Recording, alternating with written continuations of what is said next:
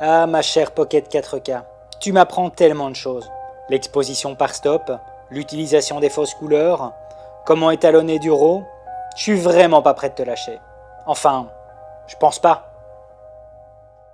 Salut tout le monde, c'est David pour la chaîne Monsieur Caméra et aujourd'hui on va parler du tout dernier modèle de chez Sigma avec leur caméra FP. C'est parti! Alors cela va faire maintenant 5 semaines que j'ai réceptionné celle-ci et même si ça peut paraître long, je n'ai pas eu l'occasion de l'utiliser autant que ce que j'aurais voulu. Plusieurs raisons en compte avec entre autres pas mal de boulot et aussi le fait que je n'ai réceptionné que dernièrement leur bague MC21 qui permet d'adapter différents objectifs en monture EF avec entre autres le Sigma 18-35 dont je dispose, le Canon 100 mm, mes objectifs Carl Zeiss, bref pas mal d'objectifs que j'utilise au quotidien qui fait que je n'ai pas pu réellement amener celle-ci sur des projets, sur des vraies réalisations de mon quotidien ou entre autres mon voyage à New York dont vous avez été nombreux à suivre sur Instagram. Néanmoins, et comme le test se base sur une vidéo précédente qui avait été publiée sur la chaîne dans laquelle je vous demandais justement de me poser différentes questions sur la Sigma FP, eh bien j'ai quasiment réussi à couvrir l'ensemble de ces questions. On va donc passer celle-ci étape par étape, mais avant un petit récap s'impose sur le boîtier. C'est une caméra avec un capteur plein format, on a de la 4K jusque 30 images par seconde et de la Full HD jusque 120 images par seconde. Deux différents codecs sont directement présents dans le boîtier, avec entre autres du cinéma DNG RAW 12 bits qui va être présent pour la 4K jusque 30 images seconde. Pour l'instant, pour de la Full HD jusque 60 images par seconde, mais très bientôt avec la future mise à jour, on sera jusque 120 images par seconde. À l'heure actuelle, uniquement le All Intra prend en compte le 120 images par seconde, mais cela sera bientôt présent pour le cinéma DNG en 12 bits. De l'enregistrement sur SSD externe est directement possible depuis le boîtier. On a une interface entièrement pensée pour de la vidéo ainsi que de la photo qui se distingue par un simple switch au niveau du boîtier. Pas de stabilisation capteur mais une stabilisation électronique, mais attention que celle-ci ne fonctionne que sur le codec All Intra et pas sur le cinéma DNG. Et puis un format tout petit et hyper léger. Bref, voilà pour les grandes lignes, mais si vous voulez plus d'infos, je vous mets directement le lien du produit dans la description. N'hésitez pas à aller voir celle-ci. Alors avant de commencer le test, il est important de mentionner que pour chacune des réponses apportées aux différentes questions, toutes les images qui vont défiler à l'écran sont directement en sortie de boîtier sans aucune retouche. J'insiste énormément là-dessus. Alors on va commencer par une des premières questions qui m'a été posée. Il s'agit ici d'un capteur plein format, mais est-il possible de le basculer en mode Super 35 et donc au final obtenir un crop dans l'image, ce qui permettra avec une même focale d'avoir deux plages différentes? La réponse est oui, je vais d'ailleurs vous faire défiler deux exemples et puis surtout de façon assez simple, mais ça on y reviendra un peu plus tard sur la partie des menus.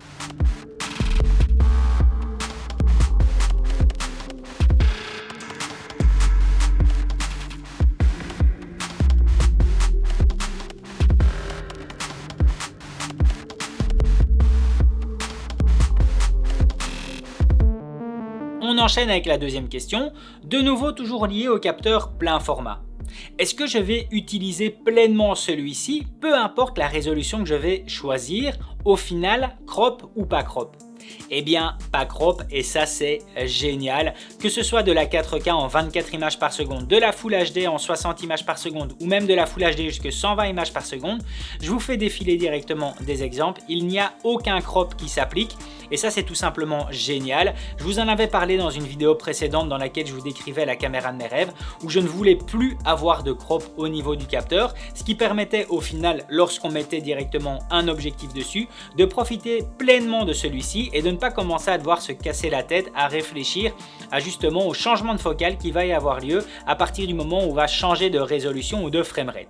Ici, aucun crop à ce niveau-là. Je vous fais directement défiler les exemples.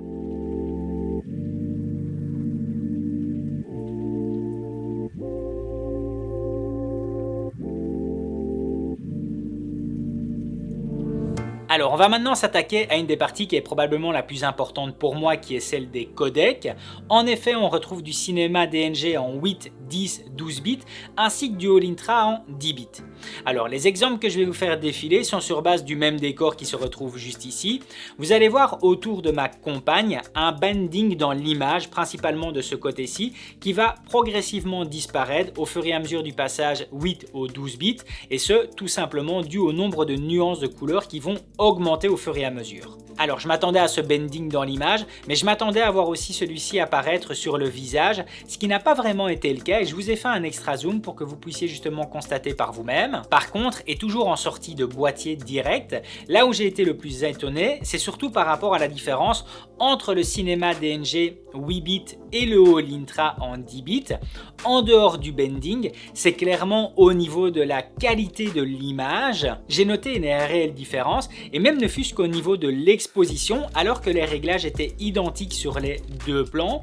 Au final, j'apprécie bien plus le Cinema DNG 8 bits que le All-Intra 10 bits, même si celui-ci en All-Intra présente moins de bending. Je trouve qu'au niveau des teintes de peau, et toujours en sortie de boîtier, le Cinema DNG est bien plus plaisant.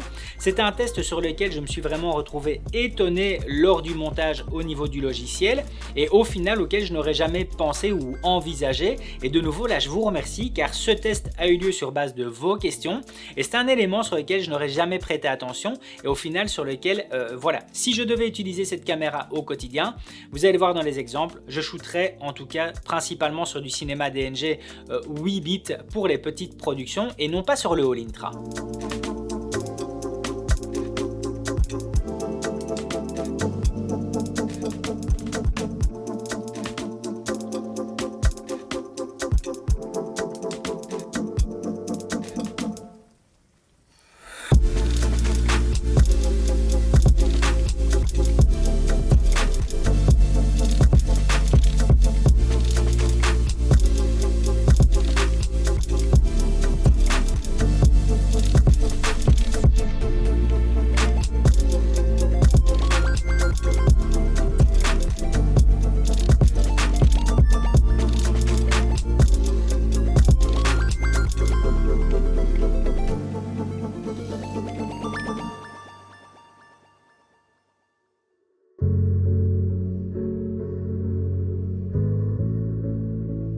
Autre question qui m'a été demandée et dont j'ai réalisé celle-ci d'une manière dont je n'aurais pas pensé à la base est sur la montée en ISO.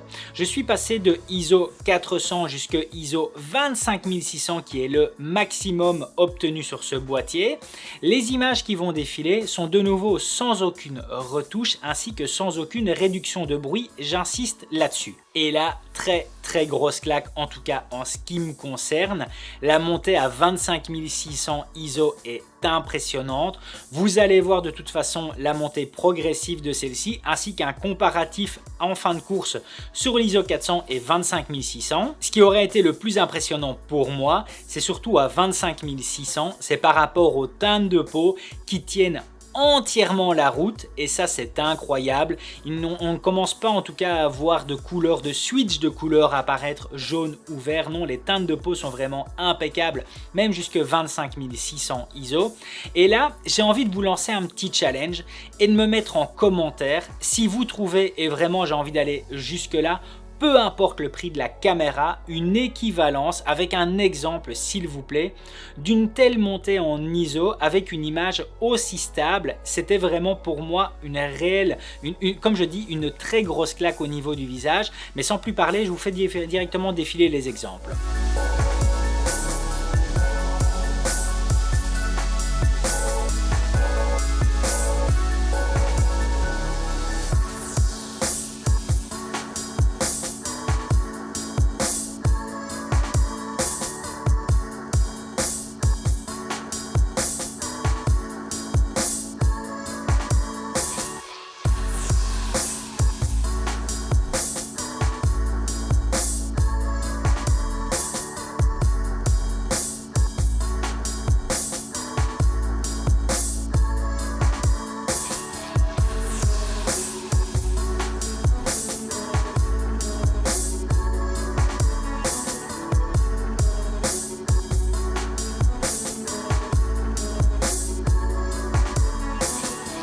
Autour de la plage de dynamique maintenant.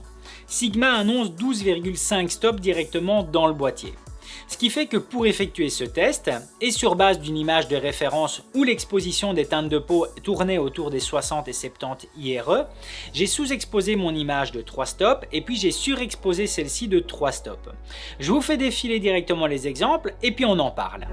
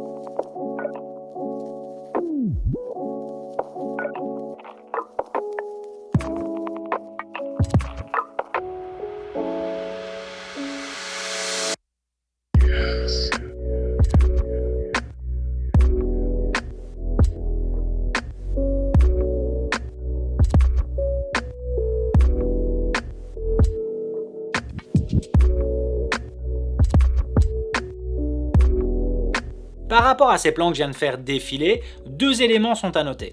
Le premier, c'est que j'aurais pu facilement sous-exposer mon image encore d'un 4e stop et obtenir quelque chose de nickel sans aucun problème. Le deuxième élément, c'est que sur la surexposition des 3 stops, on commence à voir apparaître des artefacts au niveau du visage, avec en particulier des teintes spécialement rosées. Comme c'est la première fois que je voyais cela apparaître, et puis d'un autre côté c'est la première fois que j'effectue ce genre de test, j'ai voulu en savoir un peu plus. La seule possibilité pour moi, me renseigner auprès de la Bible, c'est-à-dire mon ami Steve de la chaîne Déclic Numérique, et voici son explication.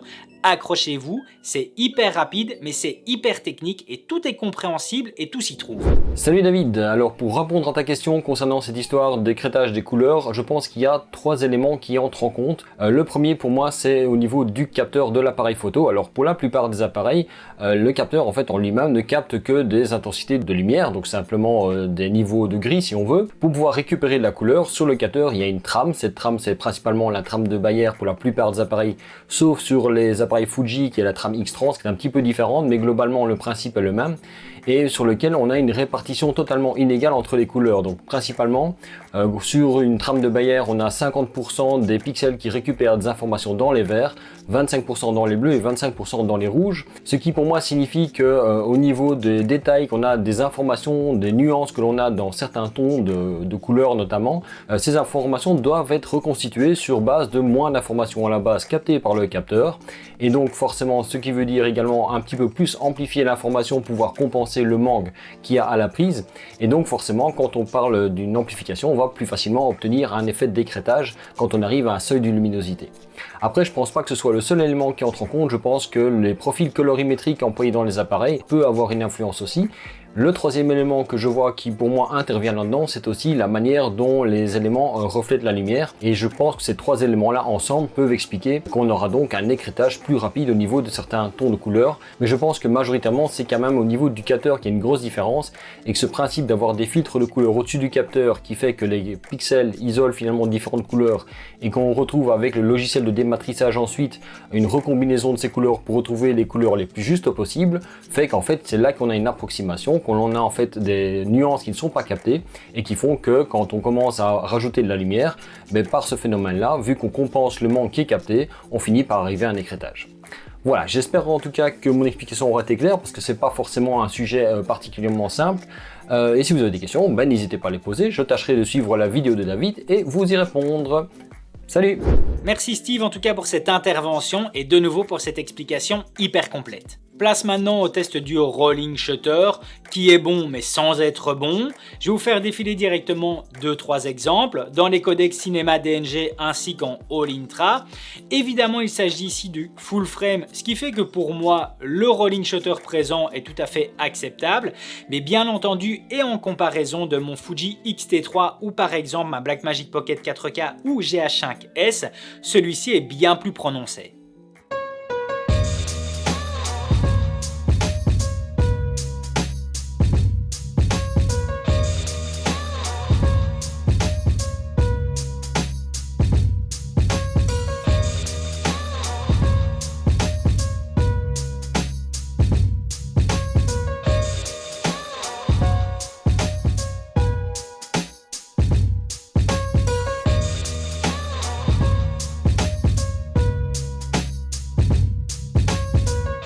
J'ai aussi effectué un test de moiré, et pas simplement parce que vous me l'avez demandé, mais spécifiquement parce que le fait est que sur cette année 2020, j'effectue de plus en plus d'interviews, et dès que je me retrouve face à quelqu'un qui arrive avec une chemise avec des petits carreaux très serrés, ou une petite trame, donc des petites lignes qui sont vraiment très rapprochées, je me retrouve avec plein d'artefacts qui peuvent apparaître à l'image. Il était donc important pour moi de tester le moiré sur cette Sigma. De nouveau, tout est directement en sortie de boîtier, sans aucune retouche, et on va voir apparaître en tout cas une différence entre le codec cinéma DNG ainsi que le codec All Intra, mais place aux exemples.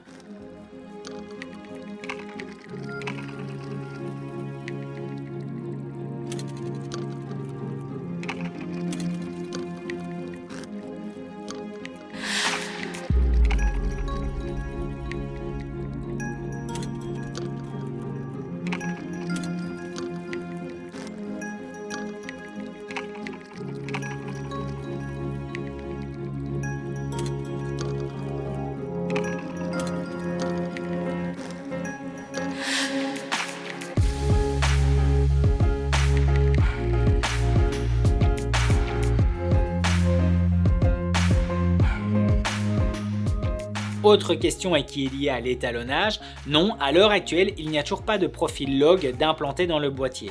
Mais rassurez-vous, c'est prévu et ce pour les prochaines mises à jour. Néanmoins, j'ai trouvé une petite parade en ce qui concerne celui-ci. Attention que ce n'est valable que pour le codec cinéma DNG.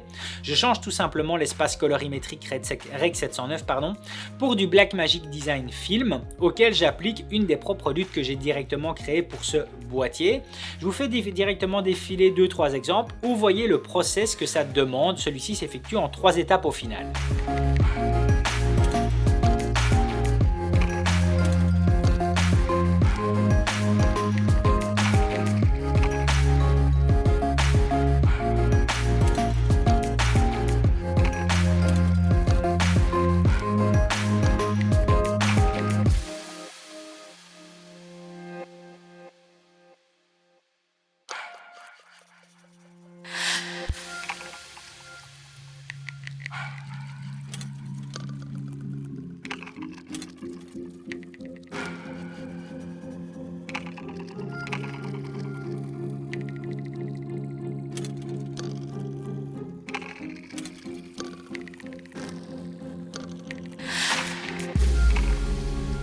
Alors du cinéma DNG est un codec qui prend énormément de place et même si vous ne me l'avez pas demandé, je vous ai fait un petit récap que vous allez pouvoir voir sur les différents modèles, que ce soit 8, 10 ou 12 bits, ainsi que le All Intra.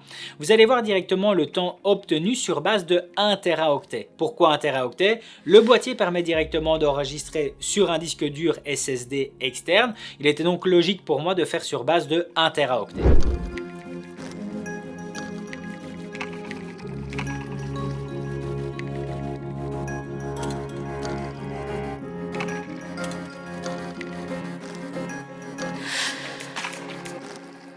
Certains d'entre vous m'ont posé des questions sur la partie de l'autofocus du boîtier. En dehors de l'envie qui n'était pas vraiment présente parce que vous savez que je ne suis pas un fan de l'autofocus, c'est surtout un manque de temps. Mais par contre, je vous ai trouvé une petite parade. Je vous ai mis un lien dans la description qui reprend un test comparatif, un test super scientifique, un test comparatif entre la Sigma FP et le Lumix S1. Cliquez sur le lien et je verrai ceux qui auront cliqué sur le lien car je suis persuadé que vous allez revenir vers moi dans les commentaires. Je vous le mets dans la description. Pour la partie photo, je vais vous faire défiler quelques clichés qui sont de nouveau en sortie de boîtier directement en JPEG avec les différents profils de couleurs présents dans le boîtier. L'avantage de ceux-ci sont qu'ils sont directement au format 21/9, c'est un choix de ma part. Alors évidemment en tant que vidéaste, pouvoir faire des photos directement en 21/9 est juste génial. C'est quelque chose où on se prend directement au jeu. Je vous fais défiler ces quelques clichés.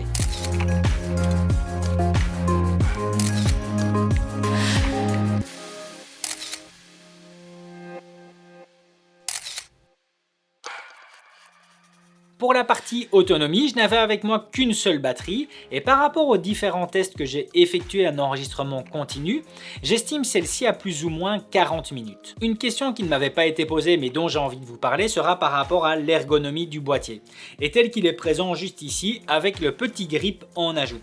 Eh bien honnêtement, je n'ai pas du tout à me plaindre et d'un point de vue ergonomie, et même si ça peut sembler bizarre par rapport justement au ratio qu'on a ici au niveau du boîtier, eh bien ma main épouse parfaitement l'ensemble du petit grip. On va dire que j'ai des mains de taille moyenne. Je vous ai même fait par rapport à cette configuration avec cet objectif ainsi que le 24 mm différentes photos où on peut me voir utiliser la caméra présente directement sur la tâche Peak Design du sac à dos. C'était donc important pour moi de le mentionner ici car cela veut dire que je peux très bien utiliser la caméra d'un point de vue privé tout comme d'un point de vue professionnel en l'habillant complètement avec une cage, accessoires et différents éléments. Voilà pour la plupart des questions que vous m'avez posées.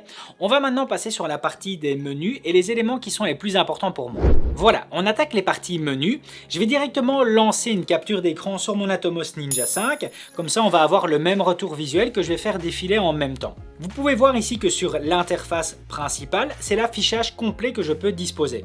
Je peux évidemment faire disparaître celui-ci et faire revenir plusieurs éléments au fur et à mesure que cela m'intéresse. Alors évidemment, je dispose ici directement de tout. J'ai un waveform hyper complet et qui fonctionne vraiment super bien. Je vais retrouver ma balance de blanc, mes ISO. Je vais retrouver directement la longueur de ma focale ainsi que la distance de mise au point. Savoir si je suis en mode autofocus focus ou pas. Je vais retrouver mon timecode. Je vais directement retrouver le format et la résolution dans lequel, le codec pardon et la résolution dans laquelle je me trouve. On va retrouver aussi directement un audiomètre qui est présent. Oui, par contre, il faut que je revienne sur deux éléments que je n'ai pas mentionnés précédemment dans le début de la vidéo. La première chose, c'est qu'il faut savoir que c'est du micro HDMI qui est présent ici. Je déteste le micro HDMI. Pourquoi? Parce que généralement ça se défait facilement. Ici, par rapport au grip qu'ils ont mis, qui est présent ici sur le côté, qui permet en tout d'avoir la griffe flash, eh bien le petit clip qu'ils ont mis au niveau du micro HDMI tient super bien. Ça, c'est la première chose. Deuxième chose, eh bien il y a bien entendu une entrée audio, mais il n'y a pas de sortie audio. Donc on a un audiomètre qui est présent ici, mais on ne sait pas avoir de retour audio directement depuis le boîtier, vu qu'il n'y a pas de prise casque.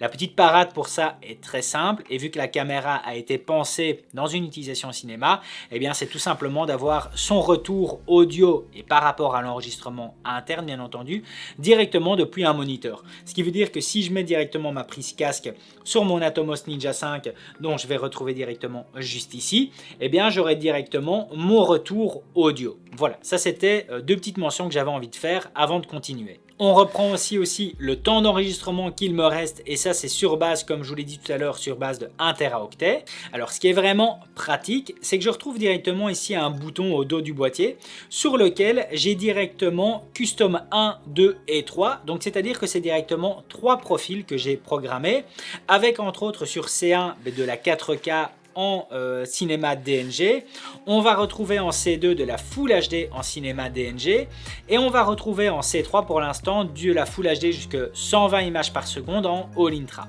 Je reviens directement sur C1. Alors bien entendu, j'ai paramétré directement ceci sur le mode vidéo, mais j'ai aussi paramétré ceci sur le mode photo, c'est-à-dire que dès que je bascule dans le mode photo, eh ben, Custom 1, 2 et 3 fonctionnent aussi, mais de manière différente, avec des fonctionnalités appropriées à la photo.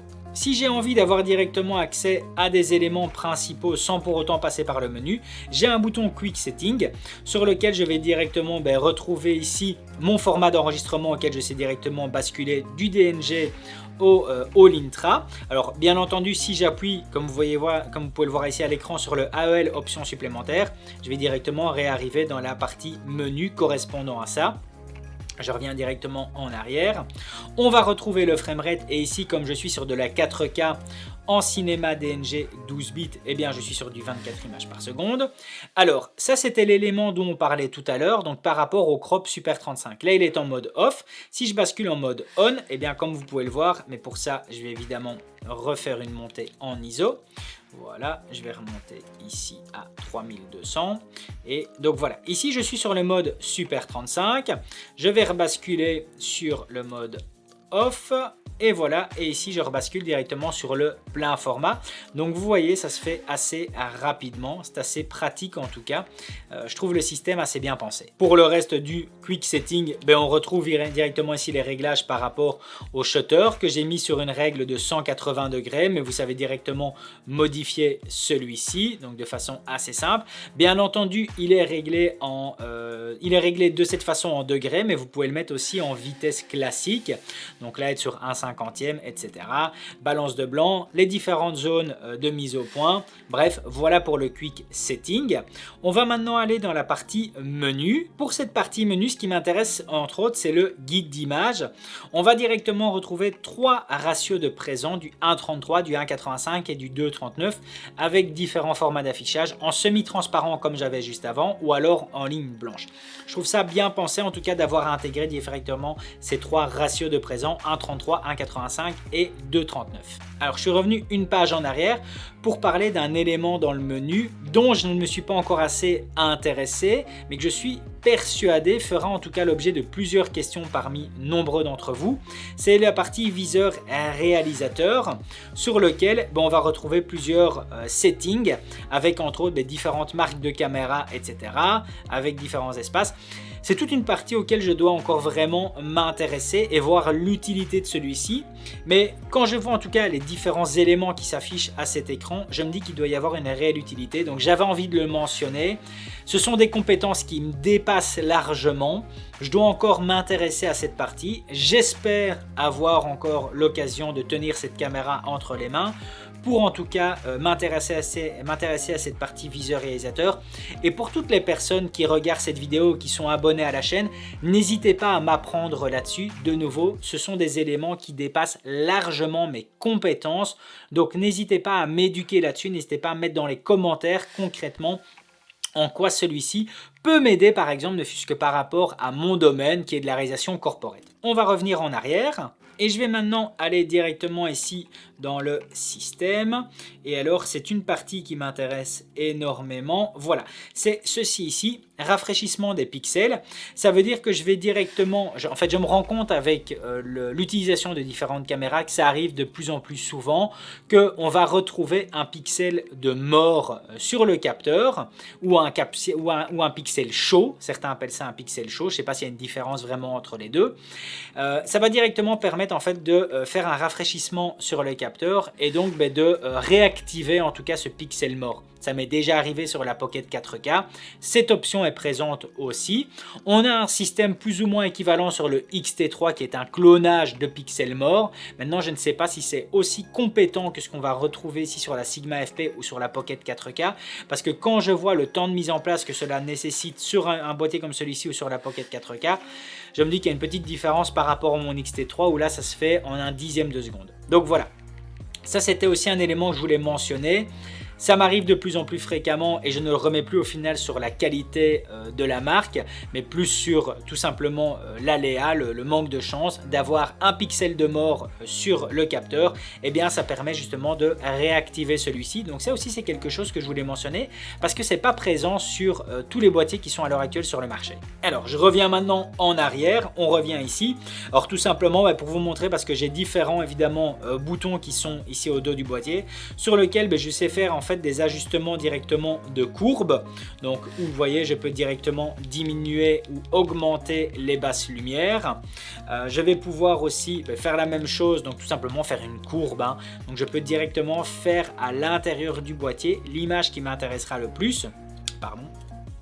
Je vais aussi avoir différents types de couleurs qui seront présents avec ici du cinéma, ici du paysage, du portrait. On va avoir du teal and orange qui sera présent. Bref, différents espèces de filtres. Comme vous voyez ici, moi je suis en mode cinéma auquel j'ai réduit au maximum pour avoir en tout cas l'image la plus flat possible directement en sortie de boîtier. Voilà en ce qui concerne l'avant-goût au niveau de l'interface de la caméra. Je vais maintenant couper l'enregistrement car on a vu l'essentiel de ce que je voulais vous montrer par rapport à celle-ci. Alors après avoir mentionné tout ça, on va revenir sur différents éléments que je n'aime pas sur la caméra. Avec entre autres le fait de ne pas avoir de 60 images par seconde sur de la 4K. Entre autres le fait de ne pas avoir un double système d'enregistrement.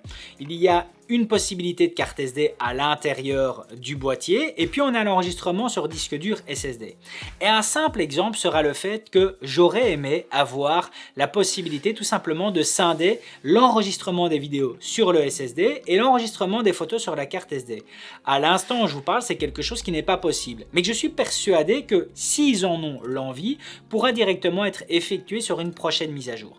Mais à l'heure actuelle, ça me perturbe parce qu'évidemment j'ai cette habitude-là avec mes autres boîtiers, dont entre autres le Fuji X-Ray 3, de scinder tout ce qui est vidéo d'une partie et tout ce qui est photo sur une autre partie. On a ces deux éléments d'enregistrement qui sont présents, le SSD, la carte SD. J'aurais aimé en tout cas avoir cette possibilité et non pas me retrouver avec mes vidéos et mes photos entièrement sur la carte SD ou entièrement sur le disque dur SSD. Autre élément que je n'ai pas aimé et que j'ai noté et dont Sigma est déjà au courant et travaille pour résoudre ça sur la prochaine mise à jour, ce sont différents sauts d'exposition dans les noirs profonds. On peut voir différents niveaux qui vont directement changer. C'est quelque chose que je n'ai pas apprécié mais qui va être corrigé sur la prochaine mise à jour. Autre élément, on dispose directement ici d'un port USB-C. Ce qui veut dire que celui-ci est soit attribué directement à de l'enregistrement externe sur disque dur SSD ou soit au rechargement du boîtier. Alors, et ce sur base d'un élément que Albert de SOS Ciné avait soulevé, j'ai testé en fait un hub qu'on va directement mettre dessus, celui-ci comme un hub d'ordinateur portable sur lequel j'ai directement rebranché le disque dur SSD et une source d'alimentation pour voir si ça pouvait fonctionner.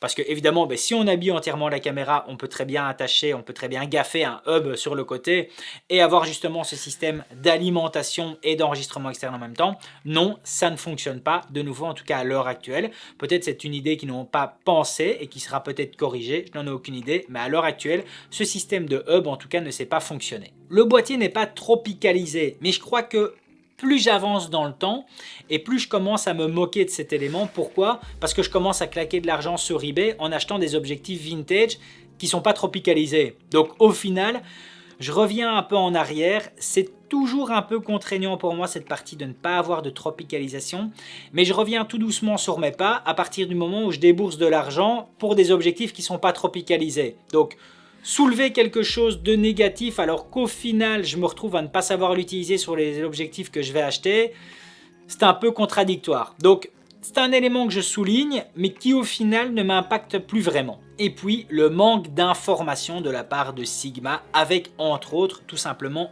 l'ISO natif de la caméra qu'on ne connaît à l'heure actuelle toujours pas, ainsi que la qualité de leur futur log. Bref, il y a plusieurs éléments de la part de Sigma qu'on ne connaît pas et voilà, c'est ce manque d'informations en tout cas qui me pose un peu problème, mais ça ce sont les quelques éléments que j'ai soulignés de négatifs par rapport au boîtier. Alors en fait, pour faire simple et pour vraiment tout résumer, si dans ce boîtier à l'instant même j'avais de l'enregistrement en Blackmagic RAW, si le 120 images par seconde pouvait être utilisé sur le mode Super 35 en 2,8K par exemple, si la caméra n'avait non pas un port carte SD mais un port carte CFast, ce qui me permettrait de choisir justement entre un enregistrement full interne même sur la plus haute résolution ou indirectement de façon externe, et puis entre autres évidemment de la 4K, donc jusque 60 images par seconde, eh bien ça serait clairement ma caméra favorite, pour la simple et bonne raison que d'un point de vue finition,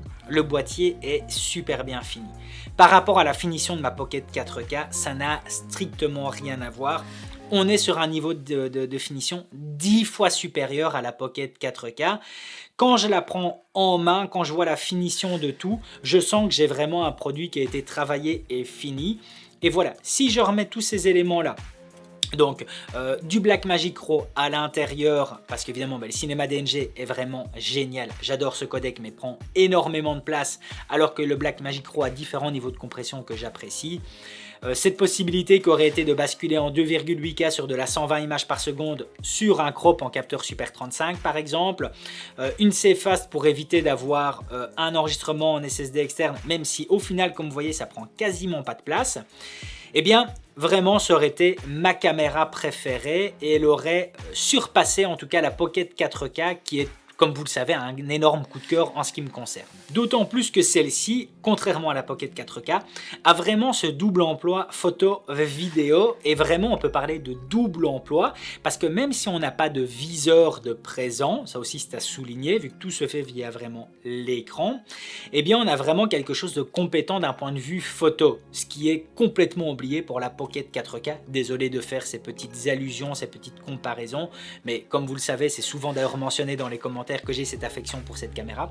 Celle-ci m'apporte vraiment cette possibilité d'un point de vue photo, donc j'ai cette mixité avec en plus une ergonomie entièrement vidéo et une ergonomie entièrement photo. Donc c'est une double utilisation sans compromis en fait, et ça c'est vraiment génial et c'est bien pensé. Et puis pour finir, j'ai un parc optique qui est quasiment sans limite, d'autant plus avec justement leur bague MC21 qui me permet d'adapter quasiment n'importe quel objectif si j'ai envie en monture EF ou en monture M42 avec une petite bague par-dessus qui le fera justement basculer en mode EF. Voilà, je pense avoir fait le tour de tout au niveau de cette caméra et en tout cas sur les points qui sont importants pour moi. Et je vais terminer par ceci. Et à mon avis, je pense en tout cas que ça va en choquer plus d'un.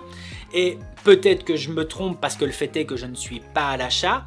Mais je pense sincèrement qu'en 2020, à l'heure actuelle, si je devais acheter pour de la vidéo un boîtier à capteur plein format, c'est important de mentionner ça, eh bien, je me pencherai sur la Sigma FP.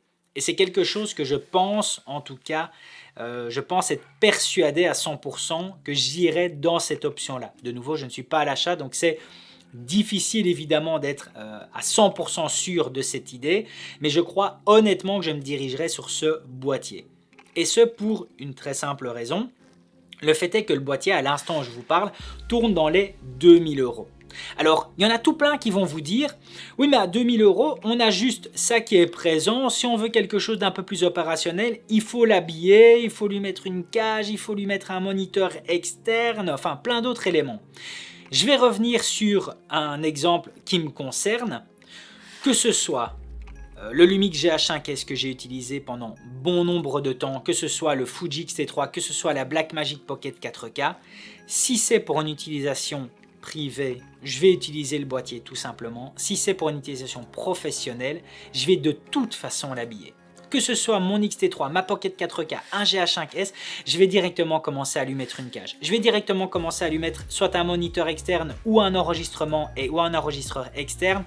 Je vais directement commencer à lui mettre une espèce peut-être de poignée sur le côté. Bref, différents éléments. Et ce qui est génial, et je reviens là-dessus, c'est qu'à l'instant où je vous parle, cette caméra-ci fait dans les 2000 €. Et contrairement à d'autres boîtiers, et sans pour autant les citer sur le marché, qui tournent en prix de base à 4000 €, eh bien ici, sur cette même équivalence de budget, je peux me permettre d'accessoiriser le tout pour 2000 € et toujours me retrouver au même prix de base que d'autres boîtiers présents sur le marché. Et ça, c'est génial parce que ça veut dire qu'avec un budget de 4000 €, je vais me retrouver avec vraiment un rig entièrement professionnel, alors que d'autres ne seront toujours que sur base d'un seul boîtier, qui sera peut-être un peu plus complet sur certains éléments, avec peut-être un écran rotatif ou peut-être un viseur, etc. pour de la mode photo. Mais bref, qu'ils auront toujours besoin d'accessoiriser. Comme je vous ai dit, d'un point de vue retour personnel, que ce soit mes autres boîtiers qui sont censés être complets, je les accessoirise toujours à la fin. Donc, au final, voilà pourquoi je me pencherai sur cette caméra, parce que le prix de base, en tout cas, me permet d'ajouter plusieurs éléments avec un budget qui, en comparaison à d'autres, demanderait encore plus d'argent. Et puis, vous le savez, pour moi, une des parties qui est très importante, ce sont les codecs. Le fait d'avoir ce cinéma DNG de présent dedans, et surtout par rapport au test que j'ai effectué, surtout sur, entre autres, le cinéma DNG 8 bits, eh bien voilà, ça m'a vraiment fait en tout cas penser différemment là-dessus, surtout sur le fait que mon Dieu, que le cinéma DNG est incroyable comme codec. La qualité d'image au niveau surtout des teintes de peau, au niveau du lissage de peau est juste dingue. Je vous remercie honnêtement pour m'avoir donné une voix sur le test qui a été effectué sur cette caméra, parce que j'aurais pas su me rendre compte de ces éléments. Le cinéma DNG est un codec brillant, c'est pour ça d'ailleurs que j'ai acheté en occasion une petite BMP-CC, parce que c'est ce qui est présent dedans. Ça prend de la place, mais mon Dieu que ce codec est bon. Donc voilà, tous ces éléments font que je pense sincèrement qu'en 2020, si je devais acheter un boîtier vidéo plein format, j'insiste là-dessus, je crois vraiment que je me tournerais vers cette caméra plutôt qu'une autre. Tout est présent dedans, en tout cas ce dont j'ai besoin, et surtout que c'est quelque chose qui va être en future évolution. On parle quand même, bien entendu en Full HD, mais de 120 images par seconde en cinéma DNG 12 bits RAW. Et ça, si c'est pas beau, je sais pas ce qu'il faut de plus. Voilà, c'en est terminé pour aujourd'hui. Si la vidéo vous a plu, n'hésitez pas à mettre un gros pouce bleu, ça me fait super plaisir. Et puis surtout à vous abonner à la chaîne pour être tenu au courant des prochaines sorties. A plus!